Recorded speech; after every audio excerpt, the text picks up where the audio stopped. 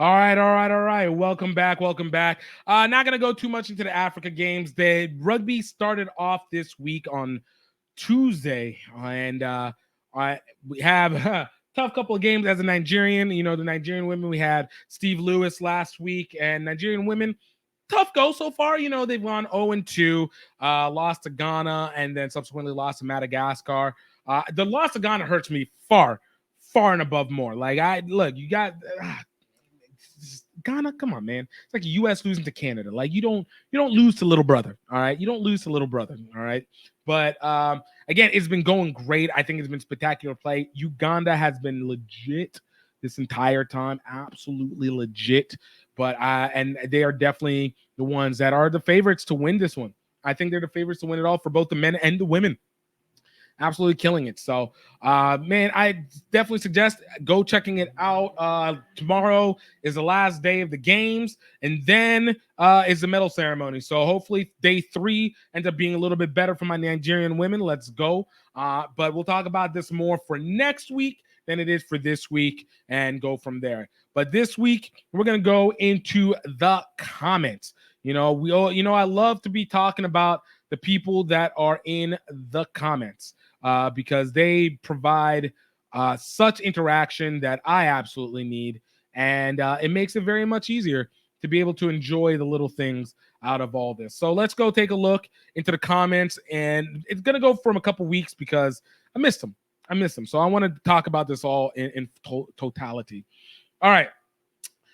First one comes from my guy, Rit the Rugger, one of our regulars, talking about Pacific competition that brings more exposure to USA, talking about the Pacific Nations Cup and the Pacific 4 series being used by World Rugby as a method of bringing more attention to the sport in the US.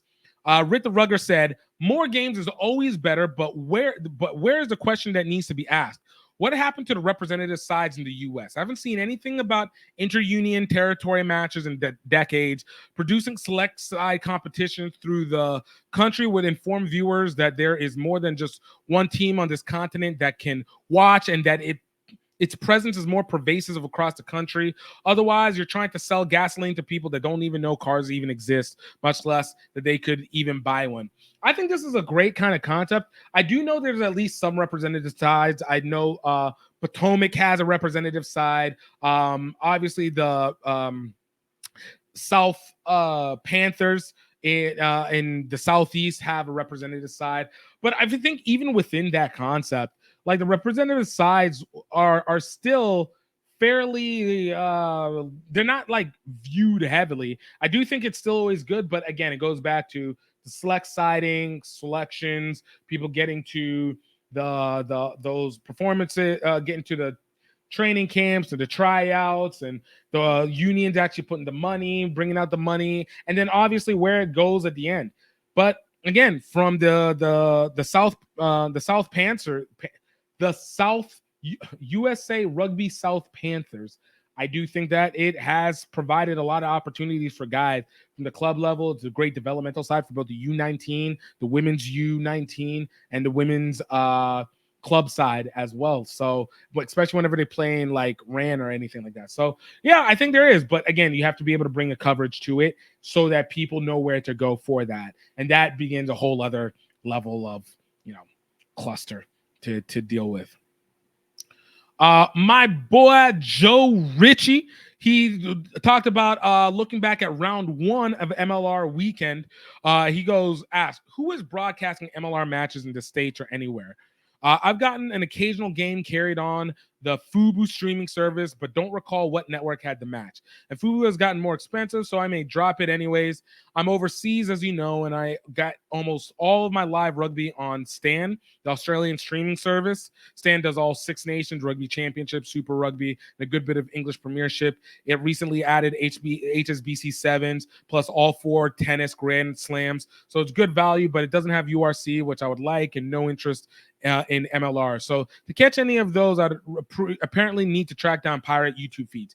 So, Joe, I'm going to actually tell you, every game is on the Rugby Network. They're all on the Rugby Network, especially overseas, because we don't have a restriction broadcaster restriction like they do domestically. So all the live games are available there, and you don't have to pay for Fubo. In fact, you should have never been paying for any games because all the Rugby Network games are free. Only ones that you have to pay for are the ones that are the Premiership games, and that goes under Rugby Plus, Rugby Network Plus.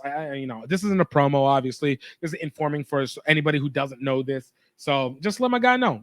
I don't want you guys spending money that you don't freaking need to spend. Talking I'm gonna go with again, Joe also talked about the Pacific competition, same as Rick the Rugger, and he went, the US and Canada have been in and out of the PNC in different years, but this year this more intentional approach has some merit. Playing on the North American West Coast could work if they play late afternoons, early evenings to catch prime time on the East Coast. Your point about poor marketing is spot on, though, and absolutely, I do think that those West Coast games need to be early, to be honest with you. I actually, because from West Coast to East Coast standard, it's actually far more difficult. Like I think the rugby RC LA had a difficulty with that because they had a late competition at like 9 o'clock, 10 o'clock at night for their first game, which meant all the games on the East Coast were 11 p.m., midnight, 1 a.m., something like that, which is terrible time for where a large portion of your countryside is. And on the other hand, I know from a Thailand perspective, it sucks because it adds like another, almost 14 hours to it. So it's really difficult to do that. But I think the West Coast is a good place just out of obviously connection. But I do think the timing should be early afternoon to mid-afternoon so that the games kind of get caught by the early evening on the West Coast. And by the time it gets its wraparound. But yeah, they need to be able to market it. There's no exposure if you're not going to explain anything to the people about it. Like, as Rick the Rugger said, it's almost like putting gasoline and not telling people. It's almost like giving people gasoline without telling people that they have cars, what cars are. Like, you're not doing any due diligence. My guy, Jason Bray, on the review from the Las Vegas one, talking about the Broncos lost. The whole thing was an abject failure. Obviously, his ridiculous, psychopathic, unobjective view on the Broncos has diminished his view on things, but it's okay. Obviously, we bring him on, and we still love him nonetheless. How did the attendance compare to last year's MLR final? And if it's higher, how can the MLR copy the same strategies that the league did to boost attendance? It was significantly higher than the MLR's finals. I think it was almost somewhere around 10 times higher than it was for the MLR. Though I'm going to say this, and I think there comes a point where the international sides have a bigger fan base, especially overseas. So they travel really well, especially the Aussies.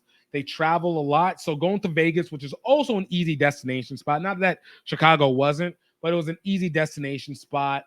And as the strategy on top of that, they have more money in profit than the MLR does. While I would make the argument that the MLR has more wealthier owners, but NLR actually had money to be able to spend. They did 700 and something million in revenue with 56 million in profits. So they were able to put the money through their Fox Sports partnerships into the NFL, into billboards, into putting on the spiral and putting them in places. But the real major part was first time, which plays. It's almost similar to when the All Blacks came to play the U.S. in 2014 and then again in 2016. Just international appeal just has a higher chance. I think the MLR just has to keep grinding and doing things that expose the game and create the drama so that by the time you get to the finals, people are ramped up and amped up to be able to go there. And then, it becomes a party. Like, obviously they tried. They had Shaq and everything, but, it's part of it. USA Rugby League Union fan talking about Las Vegas. He was like, they were like, I left at 3:30 a.m. from LA. This was LA Sevens. Get to Vegas at 9 a.m. Did a little commentary for Vegas Nines, which also was dope because one of our friends of the show, Roots Rugby co-founder Kyle Granby, played for USA against Canada for that Vegas Nines competition. Did some interviewing as well. Went to Fremont State for Fan Fest. Thousands of rugby league fans. Loads of Super League as well, which because Aussies and New Zealanders, but mainly Aussies, still in it. Brumbies, Waratahs, Reds. On Friday, finished Vegas Nines. Went to USA versus Canada National. That's the one that Kyle played in. I'm sorry. Saturday was the game. Whole weekend was phenomenal. I'll never miss this in my life. We got 5 years of this. So, hopefully it goes well for NRL. They build up. But again, this is the churning. But you got to be able to evolve as anything else goes with it. I'm gonna skip over a couple of these. A lot of great compliments. Games talking about the timing, the ratings for by Fabia Cooney 9378 talked about the ratings, and they were a smash and a best TV record, which were about 800,000 in Australia for that game, even though it was particularly very low at 78,000, I think, at its max in the US. But again, slow and steady improvements over time. Also, Major Owl said kudos to having an open mind regarding Union and League. They are both great games and they all have their own context. I agree. Again, part of the process, learn bit by bit, disseminate biases, try not to oppress them down, and let's see it grow even as it goes along. USA Rugby League Fan Union, good job, Gift, great episode. I appreciate you. Thank you so much. Let's get a little bit more recent in recent days. Okay. You know what? I like nice comments, so I'm gonna say nice comments, and I appreciate whenever nice comments come in. They always do, but again, always appreciate it. USA Rugby League Union fan. I got to get the combination. Said, I love you, Gift. I really appreciate all the MLR love. It seems like there's not enough MLR comment. I splurged and got VIP field side seats for Rugby Football Club LA. Sat on the field for the last game versus Houston. This was obviously 2 weeks ago. These seats are a steal. You're so close. Take a train down to San Diego, watching my boys in the first away game. We're going to get blasted yet. I'm so excited to see them play. The MLR season is about parity. It's been good.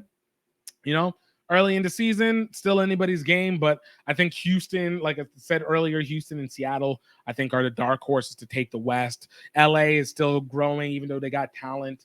And of course, on the East side, New England, and probably New England and DC might be in the top spot. It's hard to say. Everybody else is very, very mid-tier, other than obviously the Anthem, which are at the bottom. I'd made Joe Ritchie responding on my review of what I thought the England versus France Six Nations game was, where France beat England. But he was like, you think England will beat France in Lyon? I'd be surprised. If anything, a very big French win. We were both wrong. Joe Ritchie, my boy Joe. France did not win big, and England did lose, though it was very close and honestly should have been anyone's game on that one. Gonna scoot up a little bit. My guy Jason. Oh, why does that Australian guy like the Denver Broncos so much? Obviously, he's talking about the Broncos for the freaking NRL, but definitely appreciate it. USA Rugby League Union fan, thanks for the shout out. Always, I appreciate you always.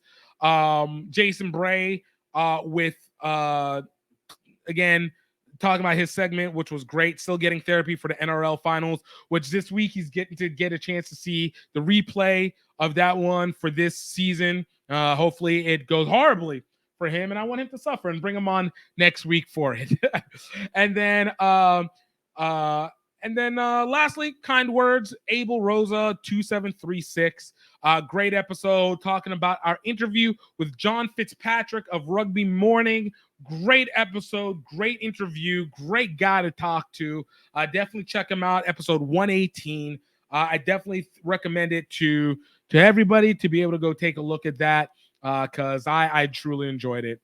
And Like to say I can't, I say I ain't convinced. Ride around in